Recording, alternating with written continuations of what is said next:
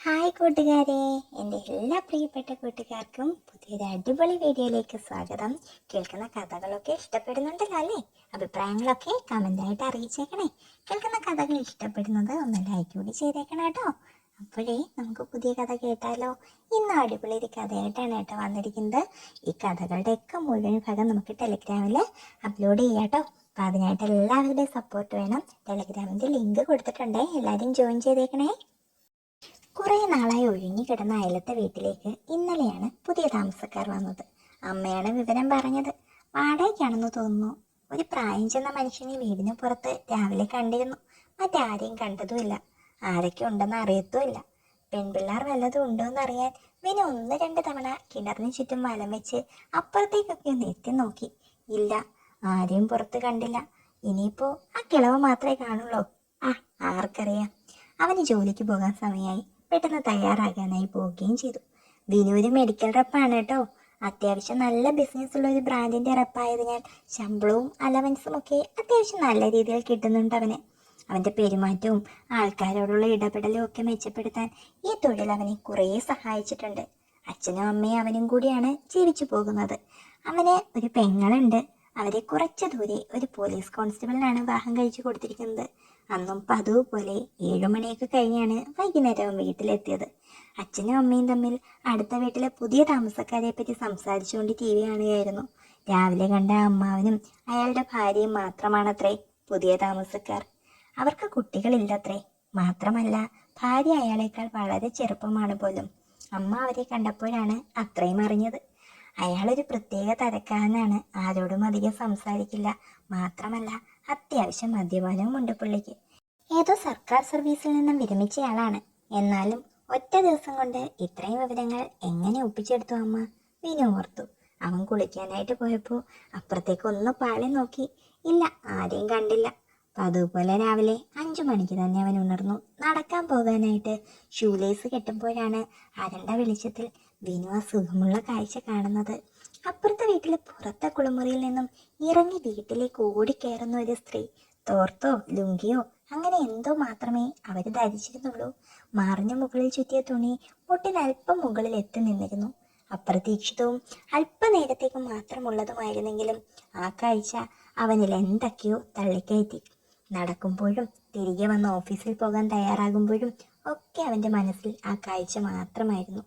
അരണ്ട വെളിച്ചത്തിൽ ഈറനണിഞ്ഞ് കുളിമുറിയിൽ നിന്നും ഓടി വീടിനകത്തേക്ക് മറഞ്ഞ ആ സുന്ദരി. എങ്ങനെയെങ്കിലും അവളെ പരിചയപ്പെടണം. ആ കിളവന്റെ യോഗം വിനു ഓർത്തു. ഇതുപോലെ അമ്മാവന്മാരുടെ ഭാര്യമാരെ പറ്റി പണ്ട് പുസ്തകങ്ങളിലൊക്കെ വായിച്ച കഥയൊക്കെ വിനുവിന്റെ മനസ്സിലൂടെ മിന്നി മാഞ്ഞു പോയി. ഒന്ന് ശ്രമിച്ചു നോക്കിയാലോ? അയാളെ കൊണ്ട് ആ ചേച്ചിക്ക് എന്താകാനാ? ഒന്നും നടക്കുന്നില്ലായിരിക്കും. ഹോ, കിട്ടിയാൽ ആപ്പിള് പോലെ ഉണ്ട്, അവൻ ഓർത്തു. അവൻ അവളുടെ ഓർമ്മകൾ പോലും ഒരു വലിയ വേലിയേറ്റമാണ് ഉണ്ടാക്കിയത്. അവസരങ്ങൾ താനായി സൃഷ്ടിച്ചാൽ ചിലപ്പോൾ ആൾക്കാർക്ക് സംശയം തോന്നിയല്ലോ. അതിലും നല്ലത് അവസരങ്ങൾക്ക് കാത്തിരിക്കുന്നതായിരിക്കും. അവൻ കണക്ക് കൂട്ടി. 1-2 ദിവസങ്ങൾ കൂടെ കടന്നുപോയി. പിന്നെ പ്രതീക്ഷിച്ചതുപോലെ ഒന്നും സംഭവിച്ചില്ല. എങ്കിലും അമ്മയിലൂടെ ചില വിവരങ്ങളൊക്കെ അറിയുന്നുണ്ടായിരുന്നു അവൻ. ചൊവ്വാദോഷമാണത്രേ അവൾക്ക്. അതുകൊണ്ടാണ് വീട്ടുകാർ ഈ കിളവന്റെ തലയിൽ കെട്ടിവെച്ചത്. അത്യാവശ്യം വിദ്യാഭ്യാസവും വിവരവും ഒക്കെ ഉള്ള സ്ത്രീയാണ്. മാത്രമല്ല, മറ്റൊരു പ്രധാന വിവരം കൂടെ അമ്മയിൽ നിന്നും കിട്ടി. കിളവൻ റിട്ടയർ ആയിട്ടില്ല. 1 വർഷത്തിൽ താഴെ സർവീസ് ഇനിയും ബാക്കിയുണ്ടത്രേ. അയാൾക്ക് ഇവിടെ അടുത്തൊരു കൃഷി ഓഫീസറായിട്ട് സ്ഥലമാറ്റം കിട്ടിയത് കൊണ്ടാണ് ഇവിടെ വന്നത്. അത് കേട്ടപ്പോൾ വിനുവിന്റെ മനസ്സിൽ ഒരു ലഡു പൊട്ടി. അപ്പോൾ പകൽ അവർ മാത്രമേ വീട്ടിൽ കാണുള്ളൂ. ഇനിയിപ്പോ അവസരത്തിനായിട്ട് കാത്തിരുന്നിട്ടൊന്നും കാര്യമില്ല. എന്തായാലും ഈ ഞായറാഴ്ച അങ്ങോട്ട് കയറി അങ്ങ് പരിചയപ്പെടാം. അതാകുമ്പോൾ കിളവനെ കയ്യിലെടുക്കാം. വീട്ടിൽ കയറാൻ ഒരു ലൈസൻസും കിട്ടും. പിറ്റേ ഞായറാഴ്ച രാവിലെ കാപ്പികുടിയൊക്കെ കഴിഞ്ഞ് വിനു അയൽ വീട്ടിലെ പുതിയ താമസക്കാരെ ഒന്ന് പരിചയപ്പെടാനായി ചെന്നു. വീട്ടുകാരേക്കാൾ കൂടുതൽ വീട്ടുകാരിയെ പരിചയപ്പെടാനായിരുന്നു അവന്റെ മനസ്സിലാഗ്രഹം. കൊളിങ്കല്ലടിച്ച് അല്പസമയത്തിനകം തന്നെ അവ പ്രതീക്ഷിച്ച പോലെ അവൾ കതക് തുറന്നു. പിങ്ക് നൈറ്റി ധരിച്ച് മുടി പിന്നിലേക്ക് കെട്ടി വെളുത്തു മെലിഞ്ഞ ഒരു സുന്ദരി. അവനൊരു നിമിഷം പരിസരം മറന്നുപോയി. അവളെ തന്നെ ഒന്ന് നോക്കി നിന്നു. ഒരു 30-35 വയസ്സൊക്കെ കാണും. എങ്കിലും നല്ല രൂപമായിരുന്നു അവൾക്ക്. ആരാ? അവളുടെ ചോദ്യം അവനെ ചിന്തകളിൽ നിന്നും ഉണർത്തി. മെലിഞ്ഞതാണെങ്കിലും എന്തൊരു മുഴുപ്പാണ് ആ ശരീരത്തിന്. ഞാൻ വിനീത്, അടുത്ത വീട്ടിലെ. പെട്ടെന്നവൻ ചിന്തയിൽ നിന്നും ഉണർന്നു. പുതിയ താമസക്കാർ എത്തി, പരിചയപ്പെടുമെന്ന് അമ്മ കുറേയായി പറയുന്നു. എങ്കിൽ ഇന്നങ്ങ് വന്നേക്കാമെന്ന് കരുതി. ശരിക്കും പറഞ്ഞാൽ എനിക്കും ആഗ്രഹമില്ലാഞ്ഞിട്ടല്ല, പക്ഷേ ഞായറാഴ്ചയില്ലാതെ നമുക്ക് സമയം കിട്ടാറില്ല. അവൾ പുഞ്ചിരിച്ചു. വരൂ, ഏട്ടൻ ബാത്റൂമില്ല, ഞാൻ ചായ എടുക്കാം, ഇരിക്കൂ. അതും പറഞ്ഞ് അവൾ അടുക്കളയിലേക്ക് പോയി. ഏട്ടനോ? ആ അമ്മാവനോ? വിനു അത് മനസ്സിൽ പറഞ്ഞ് അടുക്കളയിലേക്ക് നടന്ന അവളുടെ പിൻഭാഗത്തെ ഭംഗി ആസ്വദിച്ചുകൊണ്ടിരുന്നു. അല്പം കഴിഞ്ഞപ്പോൾ കുളി കഴിഞ്ഞ് ഗൃഹനാഥനായ കൃഷ്ണപ്രസാദ് വിനുവിന്റെ അടുക്കലേക്ക് വന്നു. പുഞ്ചിരിച്ചുകൊണ്ട് വന്ന അദ്ദേഹത്തെ കണ്ടതും വിനു എഴുന്നേറ്റ് നിന്നു. ദൂരെ നിന്ന് കണ്ടപ്പോൾ തോന്നി അത്രയും പ്രായം അയാൾക്കില്ലെന്ന് അവന് തോന്നി. കൃഷ്ണപ്രസാദ് വിനുവിന് നേരെ കൈനീട്ടി. അയാൾ സ്വയം പരിചയപ്പെടുത്തി. വിനീത്. ഞാനും പരിചയപ്പെടുത്തി. വിനു എന്നാണ് എല്ലാവരും വിളിക്കുന്നത്. അവനെ ഷെയ്ഖാന്റെ പുഞ്ചിരിയോടെ സ്വീകരിച്ചുകൊണ്ട് പറഞ്ഞു. അല്പനേരത്തെ അവരുടെ സംസാരത്തിനിടയിൽ കൃഷ്ണപ്രസാദിന്റെ ഭാര്യ ചായയുമായി എത്തി. ഇത് ഗീതു, എന്റെ ഭാര്യയാണ് കേട്ടോ, അയാൾ പരിചയപ്പെടുത്തി. അവർ പരസ്പരം നോക്കി പുഞ്ചിരിച്ചു. അല്ല, ഭാര്യയാണെന്ന് പറയാൻ കാരണമുണ്ടേ, അല്ലെങ്കിൽ നിങ്ങൾ കരുതും എൻ്റെ മോളാണ് ഇവളെന്ന്. വലിയൊരു തമാശ പറഞ്ഞതുപോലെ അയാൾ പൊട്ടിച്ചിരിച്ചു. വിനീത് പുഞ്ചിരിച്ചുകൊണ്ട് നിന്നതേ ഉള്ളൂ. ഗീതു എന്തോ അത് ഇഷ്ടപ്പെടാത്തതുപോലെ അകത്തേക്ക് നടന്നു. പരസ്പരം കുറച്ചു നേരം വർത്താനമൊക്കെ പറഞ്ഞ് നമ്പറും കൈമാറി അവർ പിരിഞ്ഞു. അങ്ങേരുടെ നമ്പർ കിട്ടിയിട്ട് എന്ത് കാര്യം? ഗീതുവിൻ്റെ നമ്പർ കിട്ടിയിട്ടല്ലേ കാര്യമുള്ളൂ. അവളെ അടുത്ത് കണ്ടപ്പോൾ മുതൽ അവൻ്റെ ആഗ്രഹം കുറച്ചുകൂടെ കൂടിയെന്ന് പറയാം. 2 ദിവസം കഴിഞ്ഞ് വിനു ഓഫീസിൽ നിന്നും ലീവ് എടുത്ത ഒരു ദിവസം ഒരു ചായയും ന്യൂസ് പേപ്പറുമായി സ്റ്റെപ്പിലിരിക്കുമ്പോഴാണ് വിനു അപ്പുറത്തെ ഗേറ്റ് തുറന്ന് ഗീതു പുറത്തേക്ക് പോകുന്നത് ശ്രദ്ധിച്ചത്. ഇത് തന്നെ കാത്തിരുന്ന അവസരം അവൻ പെട്ടെന്നൊരു പാൻറ് ഷർട്ടും എടുത്തിട്ട് കാറുമായി പുറത്തേക്ക് ഇറങ്ങി. ഭാഗ്യം, അവൾ നടന്നാണ് പോകുന്നത്. അവൻ ഗീതുവിൻ്റെ അടുത്തായി വണ്ടി നിർത്തി. എങ്ങോട്ടാ? ടൗണിലോട്ടാണെങ്കിൽ കയറിക്കോട്ടോ, ഞാനും അങ്ങോട്ടാ. ഏയ് വേണ്ട, സാരമില്ല, ഞാൻ നടന്നു പൊക്കോളാം, അപ്പുറത്തുനിന്ന് ബസ് കിട്ടുമല്ലോ. അവൾ ഒഴിഞ്ഞു മാറാൻ ശ്രമിച്ചു. സാരമില്ലെന്നേ, എനിക്ക് പ്രത്യേകിച്ച് എക്സ്ട്രാ ചിലവൊന്നും ആകാൻ പോകുന്നില്ലല്ലോ, വരൂ, വണ്ടിക്കൂലി തരണ്ട, അവൻ ചിരിച്ചുകൊണ്ട് പറഞ്ഞു. അവളാണെങ്കിൽ ചുറ്റും ഒന്ന് കണ്ണോടിച്ചിട്ട് കാറിലേക്ക് കയറി. സാരിയിൽ അവൾ കൂടുതൽ സുന്ദരിയായിരിക്കുന്നു. സംസാരിച്ച് ആളെ വരുത്തുന്നതിൽ വിനുവിന് പ്രത്യേക കഴിവുണ്ടല്ലോ. ആ അരമണിക്കൂർ യാത്രയിൽ അവർ കുറേ സംസാരിച്ചു. തുടക്കത്തിൽ അവൾ സംസാരത്തിൽ പിശുക്കൊക്കെ കാണിച്ചെങ്കിലും പോകെ പോകെ അവൾ കൂടുതൽ കംഫർട്ടബിളായി.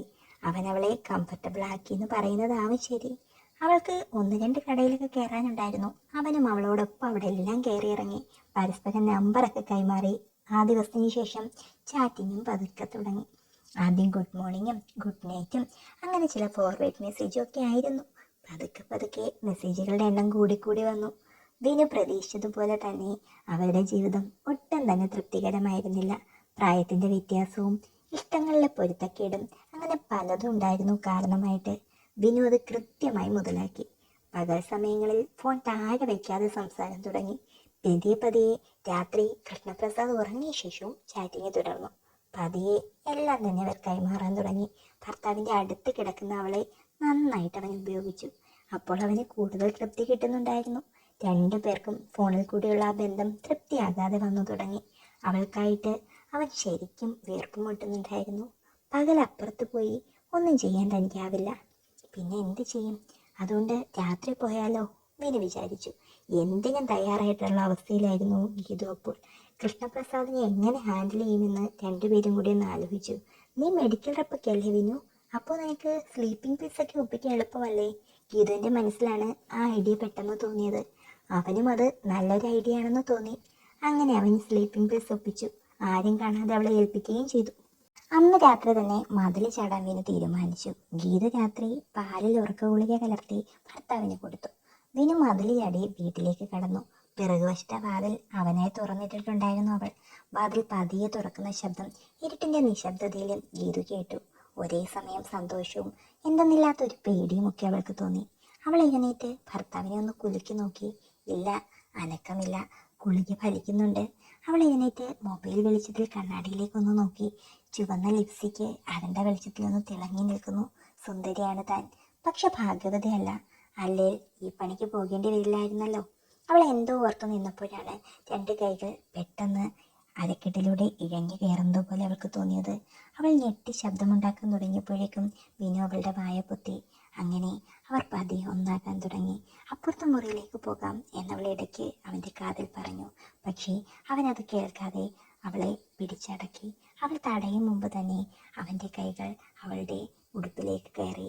കൃഷ്ണപ്രസാദ് കിടന്ന കട്ടിലേക്ക് അവനും അവളും മറിഞ്ഞു. അവൾക്ക് തടയാൻ കഴിയും മുൻപേ അവൻ അവളിലേക്ക് ഇഴങ്ങിക്കയറി. എതിർപ്പിന്റെ ശക്തി കുറഞ്ഞു വരികയായിരുന്നു. പരസ്പരം ഉരുണ്ടു മറിഞ്ഞു. പിന്നെ അവിടെ നിന്നും അടക്കി പിടിച്ച ശബ്ദങ്ങളൊക്കെയായിരുന്നു കേട്ടിരുന്നത്. ഒടുവിൽ എല്ലാ വേലിക്കെട്ടുകളും തകർത്തു പൊളിച്ചുകൊണ്ട് കൃഷ്ണപ്രസാദിന്റെ മുകളിലേക്കാണ് ഇരുവരും കിതച്ചുകൊണ്ട് മറിഞ്ഞു വീണത്. പിന്നീട് ഇതൊരു പതിവായി മാറി. അവൾക്ക് ആവശ്യം ഒരു വിത്തായിരുന്നു. എന്തിനാണെന്നറിയില്ല, പക്ഷേ തനിക്ക് ഓമനിക്കാൻ ഒരു കുഞ്ഞു വേണം. അത് ആ കിളവനെയും കൊണ്ട് പറ്റില്ല എന്നവൾക്ക് ഉറപ്പായിരുന്നു. അതിനുവേണ്ടി അവൾ എന്തിനും തയ്യാറായിരുന്നു.